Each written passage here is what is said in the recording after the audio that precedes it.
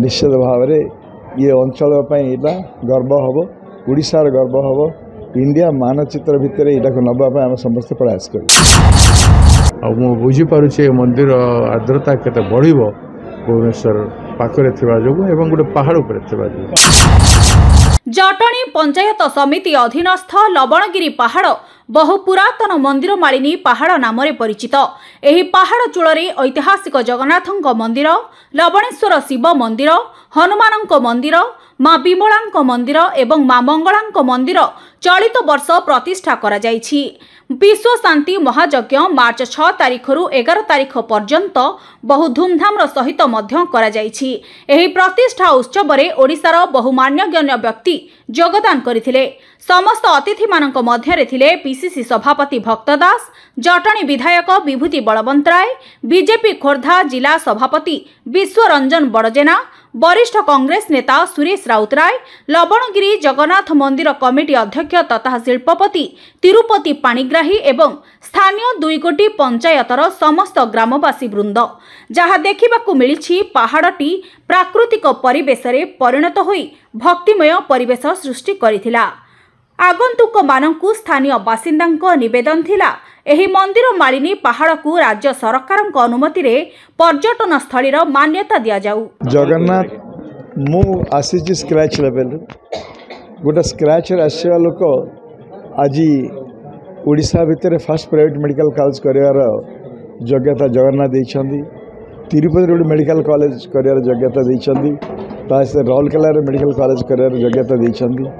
किंतु जगन्नाथ के आशीर्वाद अच्छी ये मंदिर करने ये 6-8टा खंड गाँ स्वाभिमान गाँ ये अच्छी। ये 8 खंड गाँव स्वाभिमान था ये माटी ये लवणगिरी इतिहास पहाड़ यहाँ ये पहाड़ भितर गोटे मंदिर थिला। से मंदिर टाक उन्नति करने सुर भाईंकर स्वप्न थिला 25 वर्ष धरी यहाँ को से लगी करुले। किंतु जगन्नाथ आशीर्वाद आम उपर आसी आम यहाँ कर योग्यता आमको मिली। निश्चित भाव में ये अंचल गर्व हम ओडिशार गर्व हम इंडिया मानचित्र भितर यहाँ नवाई आम समस्त प्रयास कर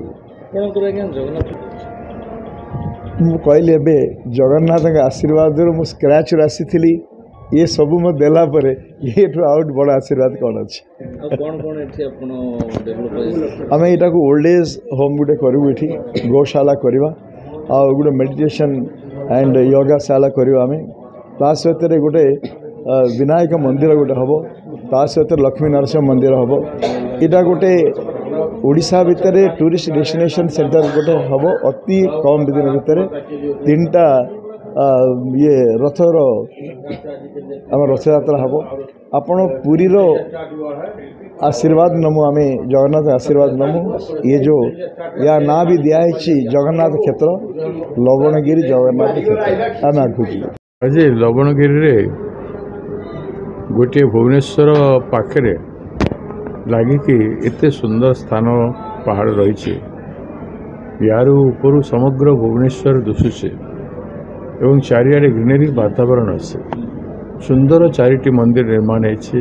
हनुमान जी को मंदिर, जगन्नाथ जी मंदिर, शिव मंदिर है आउ लक्ष्मी जी विमला जी मंदिर 5टी भव्य मंदिर तैयारी है।